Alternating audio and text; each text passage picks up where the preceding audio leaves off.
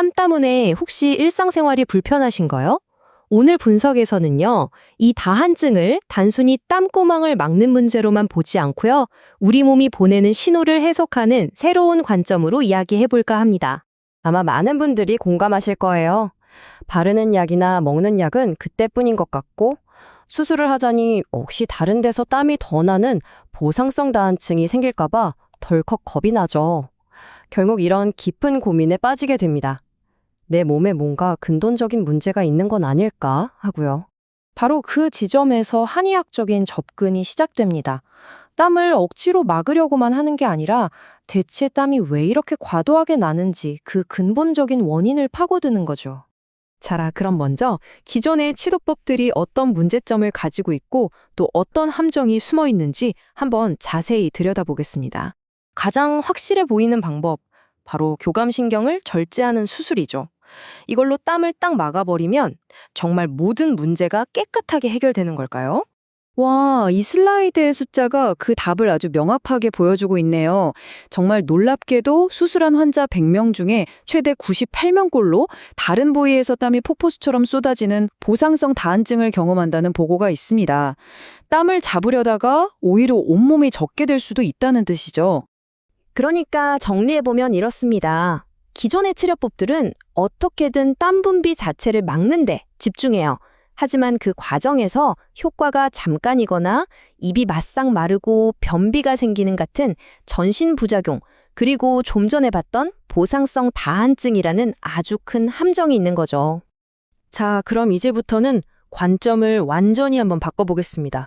땀을 그냥 적으로만 보지 않고 우리 몸이 보내는 신호로 보는 한의학의 세계로 한번 들어가 보시죠.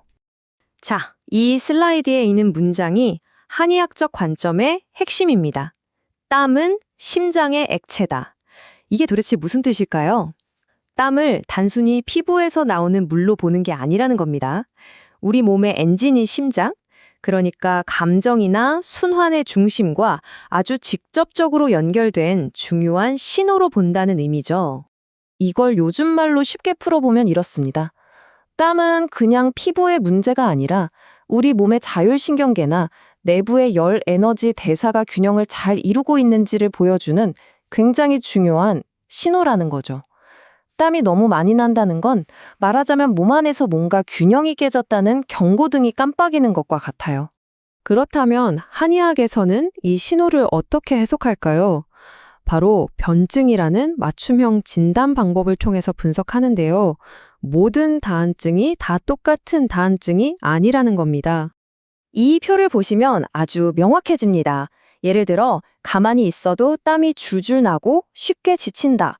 그러면 몸의 방어막, 그러니까 기가 약해진 자한일 수 있고요. 반대로 밤에 잘 때만 식은땀을 흘린다면 몸의 냉각수 역할을 하는 음액이 부족해진 도한을 의심해 볼 수 있죠. 또 땀이 끈적이고 냄새까지 난다면 몸 안에 불필요한 열과 노폐물이 쌓인 습열의 신호일 수 있습니다. 이렇게 땀의 양상이 전부 다른 원인을 가리키고 있는 거죠. 진단이 이렇게 사람마다 세세하게 다르니까 당연히 치료도 맞춤형으로 진행됩니다. 근본 원인을 직접 겨냥하는 거죠. 예를 들어서 방어 에너지가 약해진 기허증으로 진단이 되면 옥병풍산 같은 처방을 쓸 수 있습니다. 이 처방은 이름 그대로 옥으로 만든 병풍처럼 우리 몸의 방어막을 아주 튼튼하게 만들어서 땀구멍이 저절로 헐거워지는 걸 막아주는 역할을 합니다. 그럼 밤에 식은땀을 흘리는 음호 허왕 유형은 어떨까요? 이때는 당기육황탕 같은 처방을 활용합니다. 이 처방은 땀을 멈추는 성스러운 약이라는 별명이 있을 정도로 우리 몸에 부족해진 냉각수는 채워주고 불필요한 열은 효과적으로 식혀주는 거죠. 그런데 치료가 한약으로만 끝나는 게 아닙니다. 침 치료는 훨씬 더 직접적이고 정교한 역할을 하는데요. 뭐랄까 마치 우리 몸의 땀 조절 시스템의 스위치를 딱 찾아서 켜고 끄는 것과 같다고 할 수 있습니다. 이 슬라이드가 바로 그 스위치 보드입니다. 예를 들어서 손등에 있는 합곡혈과 발목에 있는 부류혈 조합은 땀 분비의 메인 스위치 역할을 하고요. 또 스트레스 때문에 땀이 날 때는 손목 안쪽 혈자리를 자극해서 마음을 안정시키고, 발등의 특정 지점을 자극하면 너무 과민해진 교감신경의 볼륨을 낮추는 효과를 낼 수 있죠. 이렇게 원인에 따라 다른 스위치를 조작하는 겁니다. 자, 이렇게 근본 원인부터 다스리는 통합적인 접근법, 과연 어떤 장점들이 있을까요? 이게 그냥 이론이 아니라는 걸 이 숫자가 딱 보여줍니다. 치료가 꽤 까다롭다고 알려진 당뇨병성 다한증 환자들을 대상으로 한 연구에서 한약 치료의 유효율이 무려 92.16%에 달했어요. 이건 일반적인 영양요법에 비해서 월등히 높은 수치인데요. 근본 원인을 다스리는 치료가 얼마나 효과적인지를 과학적으로 입증한 셈이죠. 이 모든 걸 종합해보면 근본 원인을 치료하는 방식은 부작용이 적을 뿐만 아니라 땀 문제 해결과 동시에 피로감이나 소화불량 같은 다른 증상들까지 개선돼서 전반적인 컨디션 자체가 좋아지는 효과를 가져옵니다. 심지어 수술 후에 생긴 보상성 다한증처럼 아주 어려운 경우에도 유의미한 개선을 기대해 볼 수 있는 거죠. 이제 땀을 그저 닦아내기만 하는 대신 잠시 들여다볼 시간입니다. 땀을 적으로만 여기지 마시고요. 내 몸이 나에게 보내는 소중한 신호로 한번 읽어보는 건 어떨까요?